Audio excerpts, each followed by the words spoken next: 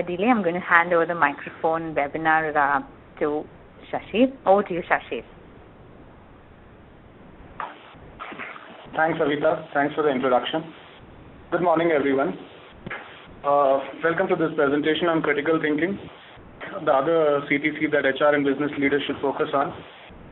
Though I must say it's a little odd to be presenting through a webinar where I do not see the audience and the audience cannot see me. But maybe this is the part of the new technology, and probably this is the future of presentations in India too. Anyways, just to set the agenda for this presentation today, let me just... So what we will be doing in this presentation today, for the first 30-35 minutes, I'll be talking about the concept of critical thinking. So first, through this presentation, let us explore the ways in which critical thinking has been defined by researchers. And it is extremely important for us to set this context because critical thinking has a lot of negative connotation attached to it because of the word criticism. Now, and it is so a lot of people have believed that critical thinking is about argumentative reasoning, and that is what I would like to clear right at the first step when we're exploring the definitions. So what, at the end of this this part of this presentation, we will have a working definition for critical thinking and a framework for critical thinking that we can take back to our workplace.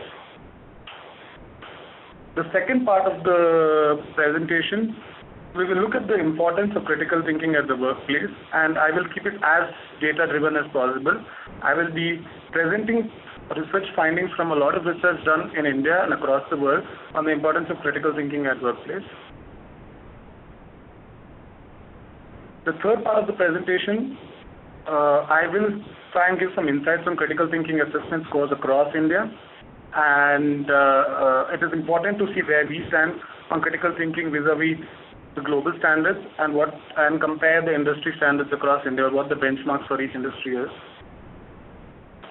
And finally, we will review practices of how some organizations in India have integrated critical thinking in their talent management practices.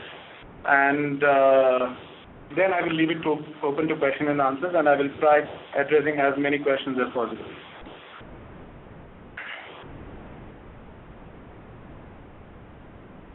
So, just going to the background of critical thinking and its definitions. Primarily, critical thinking has its roots in two primary academic disciplines, which is philosophy and psychology. Now, but in 1986, Sternberg, who happens to be an academician, also noted a third critical thinking strand within the field of education. So what we will first explore is the three different definitions that were given based on the philosophical approach, the cognitive psychological approach, and the education approach. Now, the philosophical definition, there are multiple definitions. I have picked one that I thought was very relevant. The philosophical definition is thinking that is goal-oriented and purposive, thinking aimed at forming a judgment where the thinking itself meets standards of adequacy and accuracy. And typical to philosophical arguments, this is an ideal way of thinking given that everything else is in place. The cognitive and psychological definition of critical thinking is seeing both sides of an issue, being open to new evidence that disconfirms your ideas, reasoning dispassionately, demanding that claims be backed by evidence, and inferring conclusions from available facts, solving problems, and so forth. So now moving to the educational definition. Now, the educational definition is primarily derived from a taxonomy called the Bloom's taxonomy. Bloom's taxonomy is, Dr. Benjamin Bloom had mentioned this taxonomy on higher order critical thinking skills and how it can be used to assess and develop critical thinking in educational settings. And what you see as 6 columns, 6 rows here, is the order in which critical thinking is developed. And you can read it as different degrees of difficulty. So knowledge, and which means to say that for you to develop a higher order skill, for example, if for you to develop a skill, a cognitive skill called evaluation, you should have already had the other 5 skills in place, the cognitive skills, that is knowledge, comprehension, application, analysis, synthesis, and evaluation. And what academicians believe is critical thinking is the aspect of analysis, synthesis, and evaluation. And this is the educational definition of critical thinking. So now we have the history of the definitions of critical thinking and a background given from philosophy, cognitive psychology, and critical thinking. Now, what is common across? So let's look at. We will try and arrive at areas of agreement. So of all the definitions that were given across education and philosophy and cognitive, there are some things that were common. And the common points were analyzing arguments, claims or evidence, making inferences using inductive or deductive reasoning, judging or evaluating, and making decisions or solving problems. So these are the common themes that transcended all the definitions of critical thinking, be it philosophical, be it cognitive, or be it educational.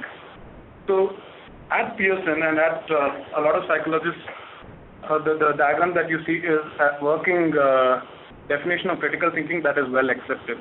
And how critical thinking has been defined is an ability to take information and make informed decisions without being influenced. Now, having said this, any decision-making process typically has 3 steps.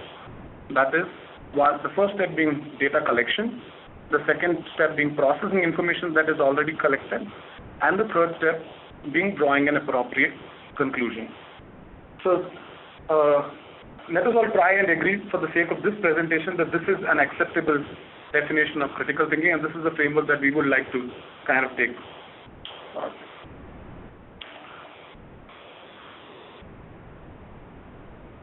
So, Pearson actually has defined the model of critical thinking called the RED model of critical thinking. Now, the RED model of critical thinking, the RED stands for recognizing assumptions, evaluating arguments, and drawing conclusions. Now, it is important to make the connection. As I said in the previous slide, the first step of any decision-making process is seek and process information. The recognizing assumption part typically addresses somebody's ability to separate facts from opinions while collecting information, and when the information is not completely provided, the individual's ability to make calculated assumptions. So this is what recognizing assumptions mean. Evaluating arguments measures your ability to evaluate an argument based on its merit rather than being subjected by your own emotions. Now, if you look at the second stage of decision making, it's about evaluating relevant information. And one of the typical mistakes individuals do during this stage is we instinctively jump to decisions and then we seek relevant information that confirms our decision. And this is typically a problem known as confirmation bias, that is emotions playing a role in your critical thinking process.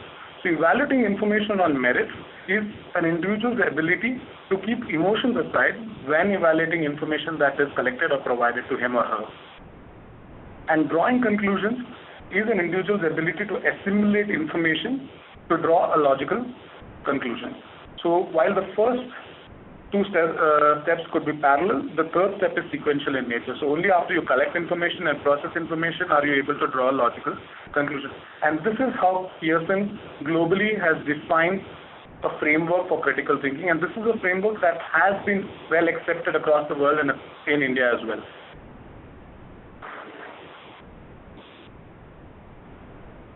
So I hope to have established the definition of critical thinking and also a good framework that you can take back from this presentation. Having defined critical thinking, let's try and evaluate why critical thinking is important and why is it important at our workplace. Now, in the journal Correct Directions in Psychological Science, cognitive abilities has been identified as the strongest and most consistent predictors of performance across academic and work settings.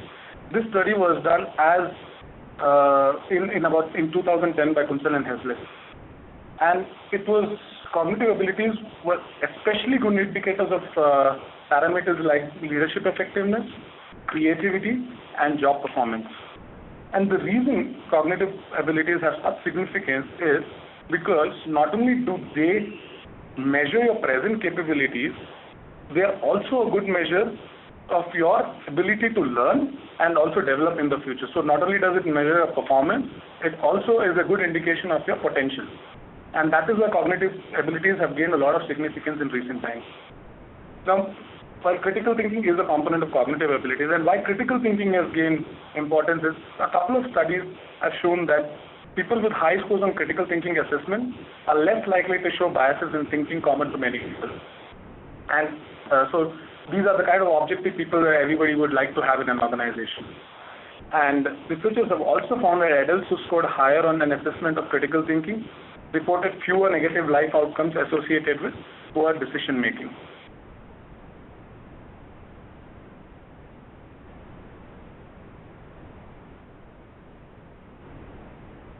Another independent survey done by an association called the American Management Association has actually identified something called as a 4C framework. They believe that in the growing economy, these 4 C's are the cornerstones to developing your future workforce. And these 4 C's are the key competencies required for the next generation workforce. And the 4 C's stand for communication, collaboration, creativity, and critical thinking. If you see the table below, about 97% of the people have rated critical thinking as somewhat important or most important. And there were about 2,115 managers or business leaders who were a part of this survey. So it goes on to signify the importance of critical thinking yet again.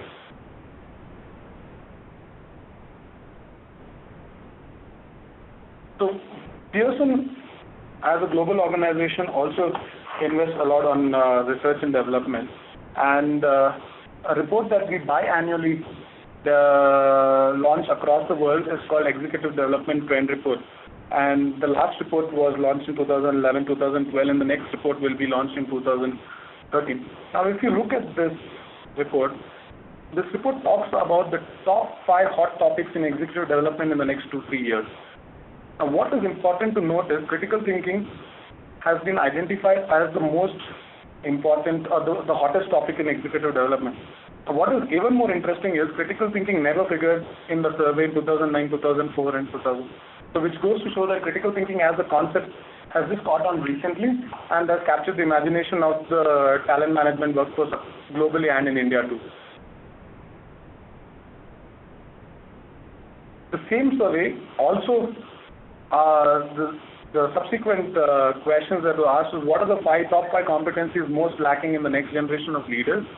About 42.3% of the respondents believe that critical thinking was the key skill that was most lacking in the next generation leaders. So not only is critical thinking the hottest topic, but it is also the areas where leaders are most lacking in and which needs to be developed. So through these studies, and these are all independent research findings done across the world and in India, these research findings go on to signify the importance of critical thinking and the role that they play in, especially in leadership development at a workplace. Now, so like Bloom's taxonomy, there was Pearson also used derived or we took some data from the Lominger Competency Library and arrived at something called as the strategic thinking taxonomy. For somebody to be high on, or for you to develop strategic thinkers, that is what every organization wants. Leaders at the top who are great strategic thinkers. However, strategic thinking is not a skill that can be developed without great fundamentals or underlying traits. And it has been found that critical thinking and intellectual curiosity and openness is the key skill required to develop or grow people to become good strategic thinkers, unless you have a strong fundamental, which is your critical thinking skill. So the correlation is, can somebody who's high on critical thinking, is he also a good strategic thinker? Not necessarily true. But does a good strategic thinker also have to be a good critical thinker? It is 100% true. So every critical thinker may or may not necessarily go on to become a strategic thinker, but every good strategic thinker will have his fundamentals or roots in good critical thinking skills.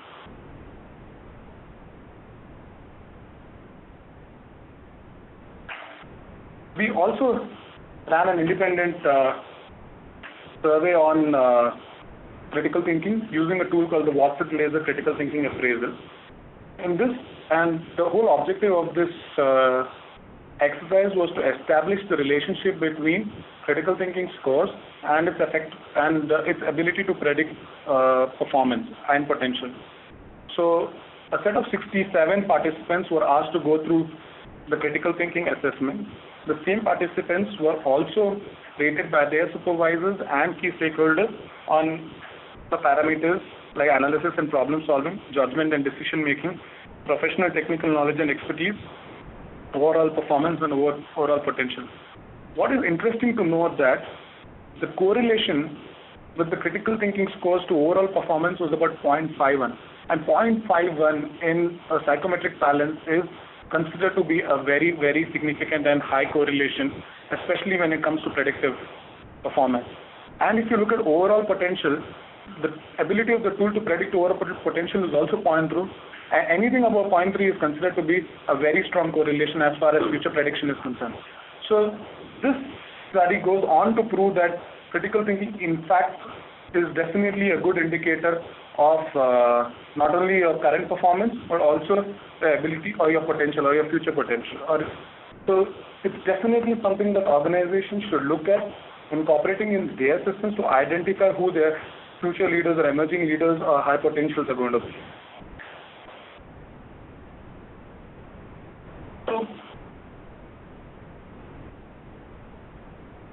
So the second part of the presentation was to establish the importance of critical thinking, and through all these studies I hope to have established the importance of critical thinking and its relevance to every workplace.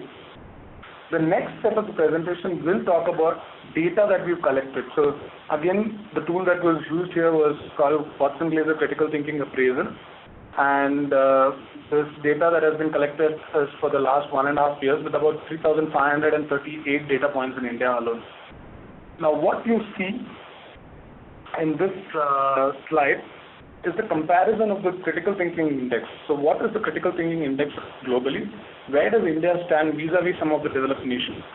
So the global average stands somewhere at 27.10, and if you would notice, unfortunately, India has the lowest average critical thinking scores among Australia, France, Netherlands, UK, and the US. While this is something that is open to debate, and we can definitely discuss about this, but a lot of researchers have, based on some studies, have believed that the critical thinking scores being low in India is a reflection of the education system in India. They say one of the key gatekeepers to developing good critical thinking skills is the rote memorization that is practiced in Indian schools. In Indian schools, it is the way the education system is developed in India, the focus and emphasis is on remembering and recollecting information rather than understanding the information and applying it. And this has primarily been the reason why the critical thinking skills in India are lower than the average critical thinking skills across the world, primarily a reflection of the education system that we have in place.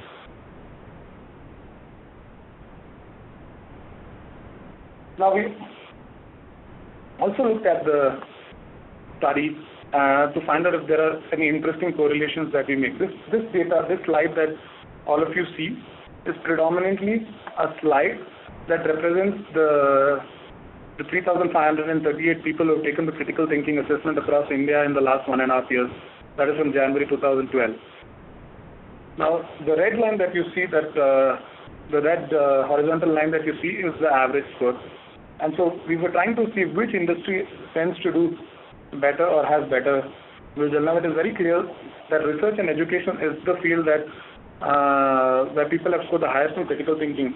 Now, what is important to understand here, by research and education, we are talking about the tier 1 MBA colleges in India, like the ISVs and the IMs who have taken this test, and it's a reflection of their critical thinking scores. But beyond that, if you see industries that have scored above average on the critical thinking scores, is the automotive sector, the manufacturing sector, and the petroleum and natural gas sector. The industries which are below the critical thinking, so the HR, ITS, BPO, and the ITM. And we can definitely deliberate about this later during the question answer session. I would be happy to answer and analyze this data for you, but this is summary of the critical thinking scores across industries in the last couple of years. And the next analysis that we did is we looked at the trends. So we classified people who took the test based on their level in the organization. These levels in the organization were based on the number of years of experience. And we classified them into 3 categories. And typically, critical thinking has never been used to evaluate undergraduates. It's typically been used to evaluate postgraduates and higher, people who join junior management, middle management, higher. So we classified the data into 5 categories. Entry level from Tier 1 MBA colleges, entry level from Tier 2 MBA colleges, junior management, middle management, and leadership. What you will see is there is a stark difference in the scores on critical thinking between people who graduate from a Tier 1 MBA college vis-a-vis people who are graduating from a Tier 2 MBA college, which is also the reflection of the divide in the education system. It is only the best the people who enroll in the best MBA colleges in India that have access to information and the education system and training that makes them better critical thinkers and better decision makers. And the difference between these 2 levels of education is like quite stark in contrast. And the second interesting pattern that we observe is there is a nice increasing trend in terms of the average scores across junior management, middle management, and leadership. While the junior management is below the India average, the middle management and leadership more or less is above average as far as critical thinking scores are concerned. Again, this data is open to debate and discussion post the presentation during the question and answer session. So, moving on from the data that we shared, I'm going to spend the next 10 minutes talking about how some organizations in India have used critical thinking for either talent management, talent development, recruitment, or even identification of high potential. So through this slide, I want everyone to kind of try and understand how critical thinking is being used, what are the best practices in terms of using or incorporating critical thinking into a talent management process, and what are the next steps for developing critical thinking. Now, this example, there are a couple of companies in India that look at critical thinking and leadership development. And one of India's largest, fastest growing IT companies. Then also India's largest petroleum and natural gas company. So what they figured is, during the management development programs, they looked at what does critical thinking try and address. Critical thinking tries and addresses competencies like decision making and judgment, analytical reasoning, and problem solving. So what has been done through critical thinking is they have designed a workshop on how critical thinking can be used to build effective decision making skills in their leaders, and how to develop a strong fundamentals of critical thinking skills when people are moving up the leadership chain. Now, why critical thinking was useful for these? Critical thinking is absolute. There is a score, there is a right answer, and there is a wrong answer. So the talent management workforce, they found that there was higher awareness and acceptance when people were made to take a test that reflected their current capabilities of critical thinking, and also gave them an absolute and concrete answer on what their current state was. That is, their current score, the required level, and the area of development. And once there is awareness and acceptance at leadership levels, we've generally seen higher engagements during the management development workshops, because what you've done by doing an assessment right at the beginning is you've actually made them realize the importance of developing these skills, also made them aware that there is a lacuna in their leadership process. And this is how a couple of companies have used critical thinking and integrated it into a part of the leadership development program. The second is how is critical thinking used for recruitment? We are all aware that some of the common practices as far as assessment is concerned in recruitment is, at an entry level, we typically end up using an aptitude test coupled with a GD and an assessment or an interview measuring individuals' technical or domain specific skills. At a lateral level, it's typically a domain-based interview or a psychometric assessment. So what I'm going to present to you next is a case study on how a e-commerce giant actually used critical thinking to improve the recruitment cycle.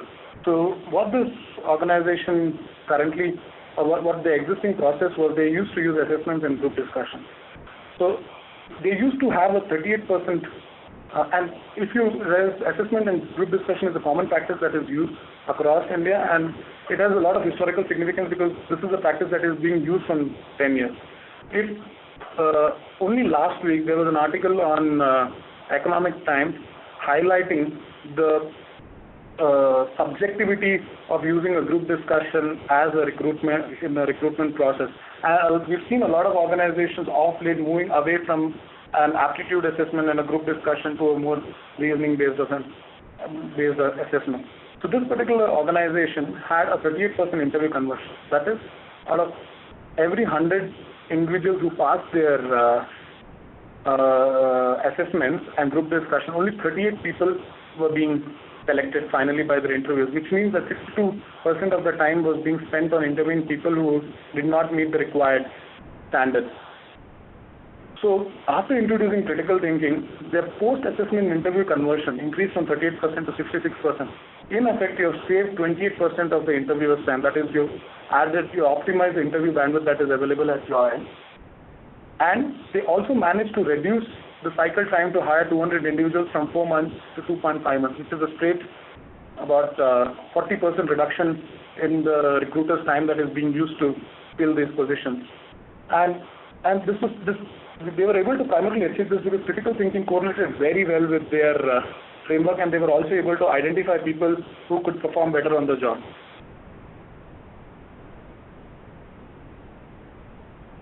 Finally, one of India's biggest conglomerate also uses critical thinking to identify high potentials in their organization. Now, the same survey that Pearson did, which is the trends in executive development, also evaluated. One of the questions that were asked is, what are the top methods used to assess and identify emerging leaders? And during the survey, it emerged performance appraisals and senior executive opinions were the most popular ways of identifying high potentials in an organization. Now, while performance appraisal has its own merit, performance appraisal is typically an indication of a person's or individual's current performance. And senior executive opinions, while again there is a lot of merit to it because of the knowledge and the expertise that they bring, is still prone to subjectivity and biases. And a lot of organizations have now realized that there has to be an objective and transparent way of assessing organizations. The same survey also asked a question saying, my organization has a formal high potential identification program, and 60.3% of the people said there is a formal high potential program. But out of the 60.3% people who answered that, 74% of them also said that the formal high potential identification program is not transparent. So when we asked this particular organization on why do they use critical thinking to identify their emerging leaders, they said they classified it into three broad areas. The first area being it was objective, accurate, and transparent. So people who were not being selected did not have a reason to complain, and they were less disengaged at the end of the selection process. Secondly, during the pilot exercise where they tried to identify patterns among the better performers and not so good performers, they identified cognitive skills as the key differentiator between good leaders and average leaders. And the third thing that they said was that the people who cleared the threshold on critical thinking were put through an accelerated leadership program.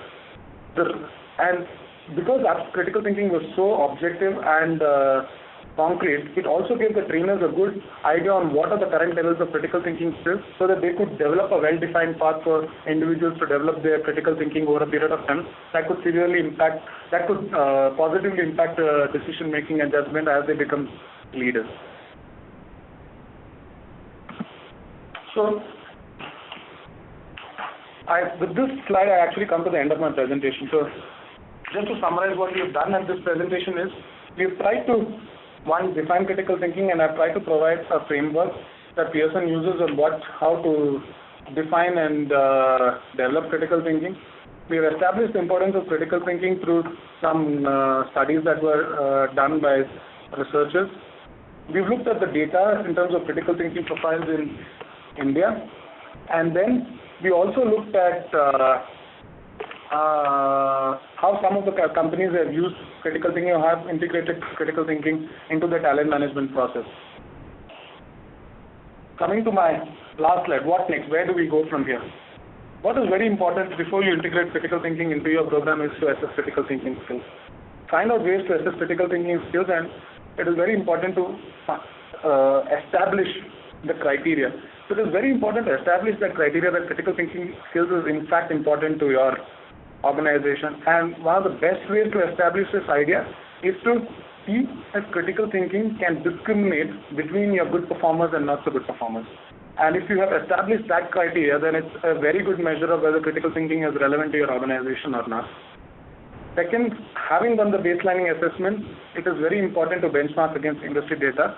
The data is already provided to you in this presentation. You can compare where you stand vis-a-vis global standards, where this organization stands vis-a-vis India standards, and also vis-a-vis the industry. And finally, create internal baselines that can help you for future recruitment and development. For more information on critical thinking, you can follow our blog on criticalthinkingindia.in and thinkwatson.com. We also have research and white papers available in Trends in Executive Development, Critical Thinking Means Business, the difference between good and great leaders, and critical thinking versus job performance. As a follow-up to this presentation, we will send you the white paper on difference between good leaders and great leaders. It talks about the impact of critical thinking on and finally, we will, please feel free to write to me, or if you would like to have access to any of these articles and white papers that are mentioned in this slide. I'm open to question and answers. My mobile number and my email ID has been mentioned. Okay, just give me 2 minutes and I will take questions. Sure.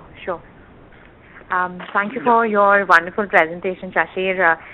So would you be taking down the questions and answers in the section, or would you like us to give you the questions?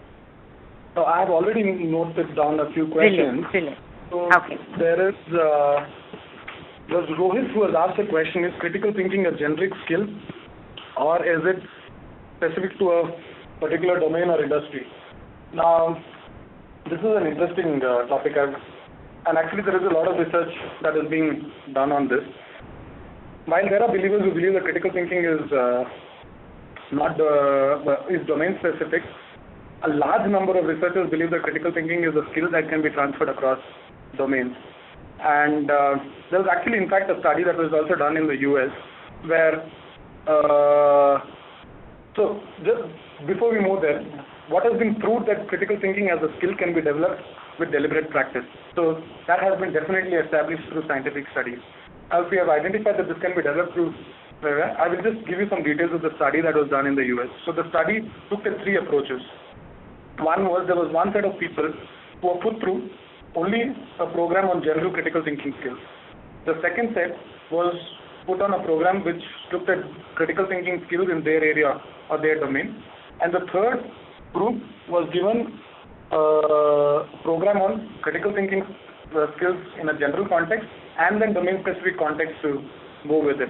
And they found that the group in the center, which is critical thinking, first program on critical thinking skills followed by domain-specific context, fared much better than the other 2 groups.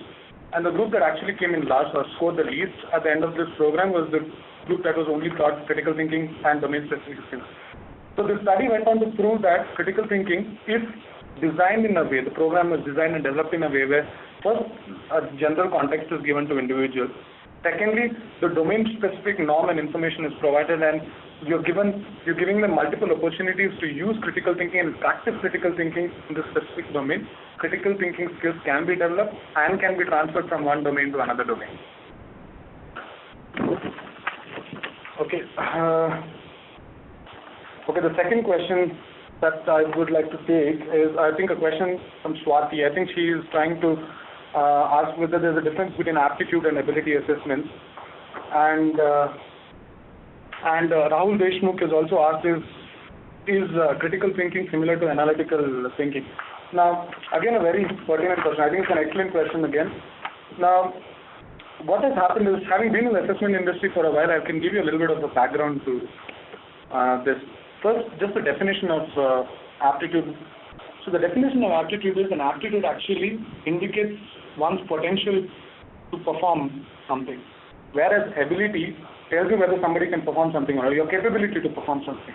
So while aptitude only gives you a potential, ability gives you the indication whether that person can do well or not. So in that sense, aptitude only has a correlational relationship with ability, which means to say that if somebody is high on aptitude, there is a chance that the person is also high on ability, but it is not necessarily true. There is a chance, and that is the probability, and that has not been established. Whereas an ability is an actual indicator of the person's capabilities, and hence is a better predictor of future job performance. And if you noticed, a lot of, if you look at the CAT and the GMAT papers of late, they've actually tried to slowly move away from aptitude to reasoning. I think CAT has included a section on critical reasoning as a part of their thing, and I'm definitely sure that GMAT has included critical reasoning as a part of their entrance exam. And the reason for the shift is, initially when assessments grew in India, or aptitude assessments grew in India, it happened in the early 2000s.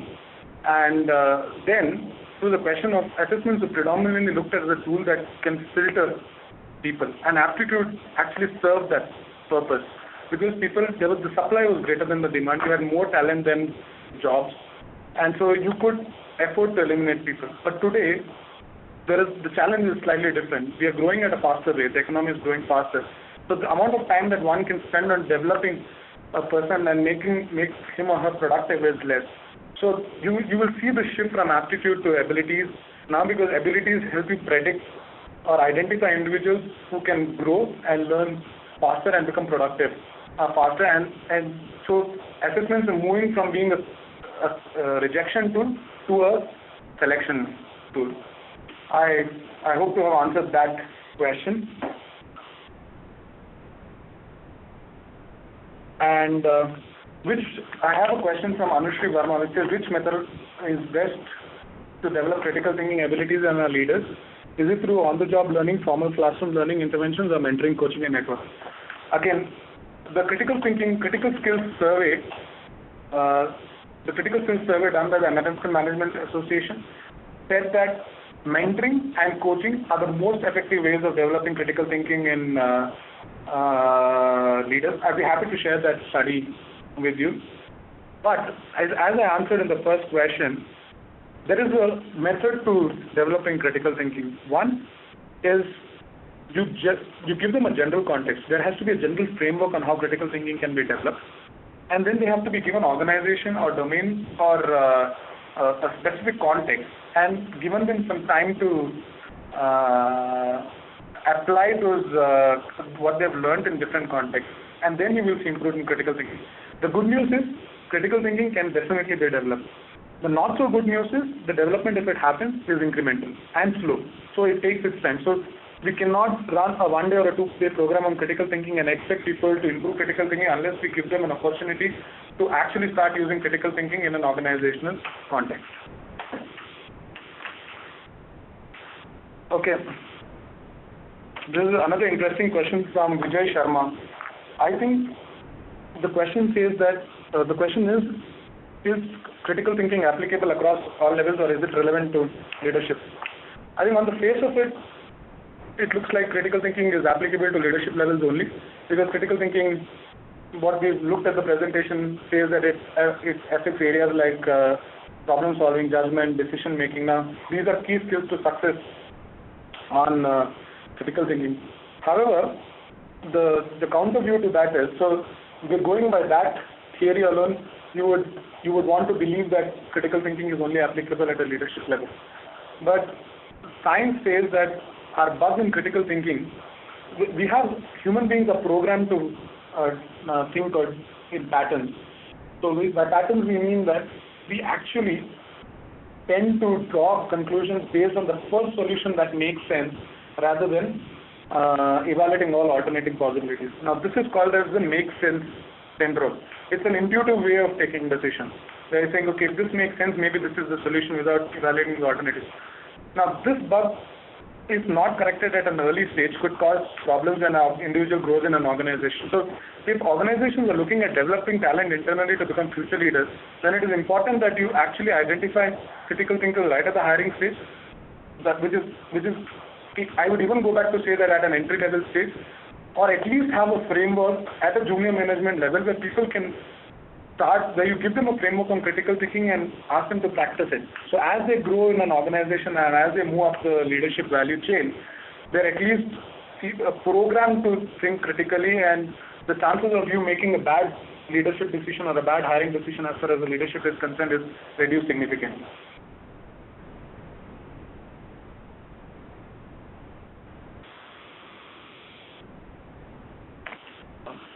I also have a question on can critical thinking be developed in an employee? Rama Mehta, I think I have answered that question, that critical thinking can definitely be improved across all levels. I have a question from Prashant which says, what is the difference between creativity and critical thinking? And this is very interesting. The reason why creativity and critical thinking, so researchers believe that we've been programmed to think that creativity and critical thinking are diametrically opposite concepts. In fact, creativity and critical thinking, a lot of people believe are two sides of the same coin. So what is different between, so what is similar, so let's define creativity. Creativity is a process of making and producing, while critical thinking is a process of judging and assessing. Now for anybody to even look at producing new ideas, you have to constantly create and also assess at the same time. If you do not assess if the new ideas or new thoughts that you are generating solve the problem that you are trying to solve is, or meeting the criteria that you're supposed to meet as far as creative thinking or creativity is concerned, then it is, you're not looking at, you're not being very pragmatic about the approach that you're taking. And so not only even while you're being creative, not only do you have to continuously create, you also have to assess whether what you're creating meets the required standards. So creativity is the highest form of critical thinking, but what separates creativity and critical thinking is another factor called imagination. So while both are intellectual processes, the differentiator is imagination, and unlike a lot of people say critical thinking is, creative thinking is not necessarily abstract, it is actually the highest form of thinking.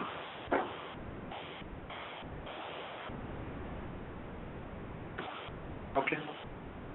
I have a question from Gayatri Takalkar. In case of critical thinking scores conducted across industries, would like to understand which areas of critical thinking the HR and IT industry lack in specifically? I actually do not have the data. I can actually share this data with you. I'll make a note of it. But I do have some information on the relevance of critical thinking to IT and HR industry. So the study on, there is a study that was done in the US recently which compared the scores on SAT and also compared the scores on another test called spatial ability. Spatial ability is a form of abstract reasoning. And it was found that people, especially in the IT industry, it's not only the reasoning scores that are a good indicator of their potential, there is one more missing link, and the missing link is their ability to think in an abstract manner. And the spatial ability is a much better indicator of success for people in the engineering and technology domain than critical thinking. But critical thinking is also important. It is not the only thing that is important. The spatial ability is an equally important cognitive concept, and that's why you will see a slightly lower score in the IT industry, because you will find people in the IT industry much higher on abstract thinking as compared to the rest of the population. And in fact, even the HR industry, we found that people were more higher on abstract thinking than critical thinking. And maybe it also is to do with the criteria that is relevant, because you look at product engineers or you look at HR, they mostly work with concepts rather than thoughts, and majority of the times they have to create a possible solution out of a concept which is abstract, and that is why abstract reasoning actually goes hand in hand with critical thinking, yes.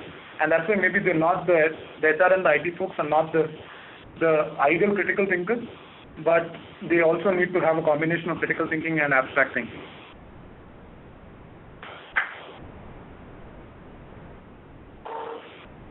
Archita Ray, you asked me if I can share the presentation as well as correlation study paper with other test job performance.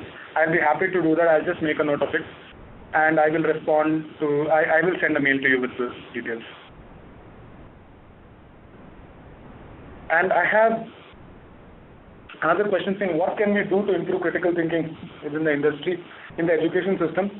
And I think in the US, there is something called as core state standards, and core state standards have made critical thinking an important cross-disciplinary skill that needs to be developed, and they have proposed to make it mandatory in the education system.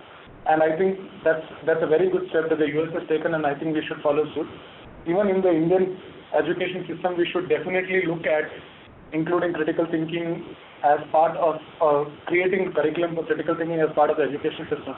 Maybe in 10, maybe in second PUC, or maybe in undergraduate courses. I'm not sure where and when. We'll have to do a cost impact study. But it is definitely important that we include critical thinking as a part of the curriculum in the education system, and it may be mandatory.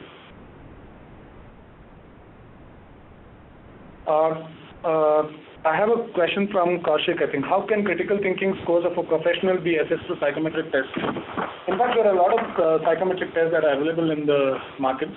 And some of the best psychometric tests are the California Critical Thinking Skills Test, the Watson-Glaser Critical Thinking Appraisal, the Cornell Critical Thinking Test, and I think there is one more by the same author called the Critical Thinking Essay Test. And I think these four are some of the best tests that are available in the industry. You can definitely assess critical thinking through a psychometric assessment. The most popularly used ones in the industry are California Critical Thinking Skills Test and the Watson-Glaser Critical Thinking Appraisal.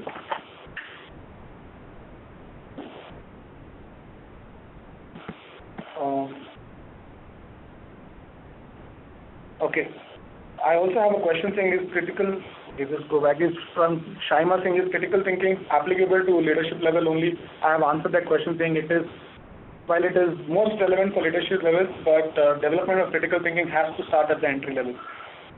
Next.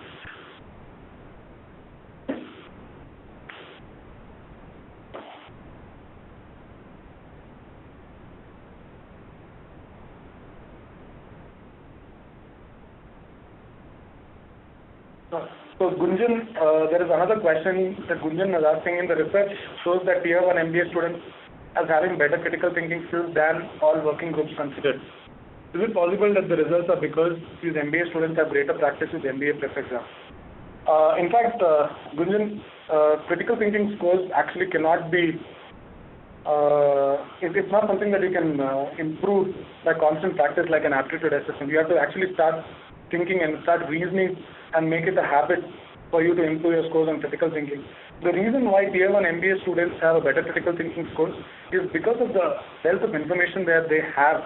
If you look at all the courses that are taught in IIM, you typically have a case study based approach, and the fact of the matter is it is not restricted to one industry.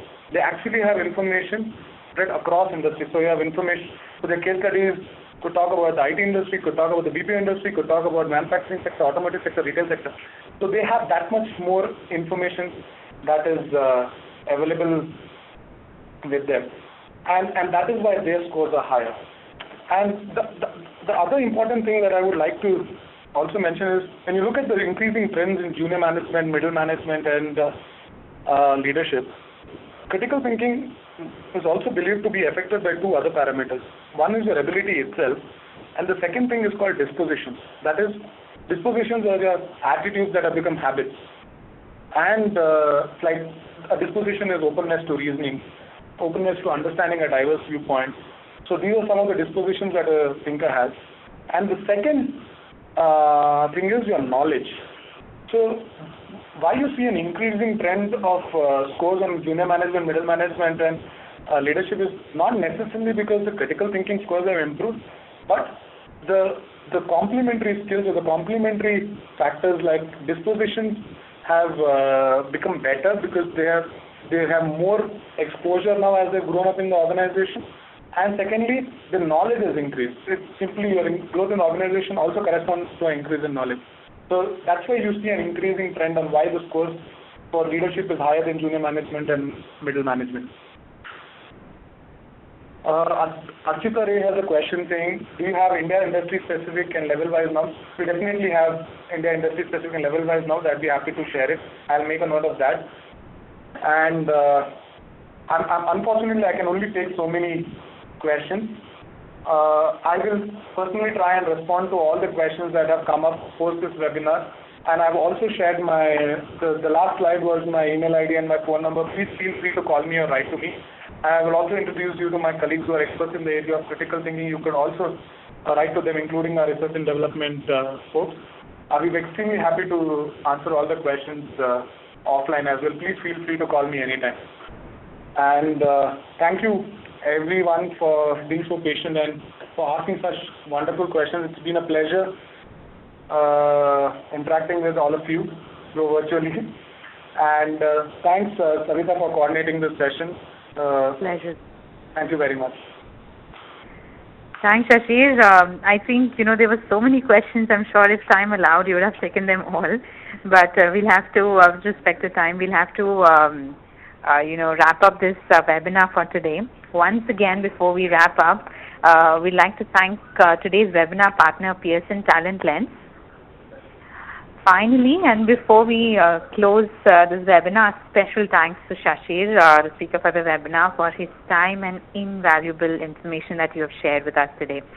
I'll also thank once again all the webinar audience who have been patient and having such wonderful questions and making it so interactive. We'll come back to you with many such webinars more, and I think we'll conclude today's webinar with this. Thank you all. Thank you very much. Thank you, everyone.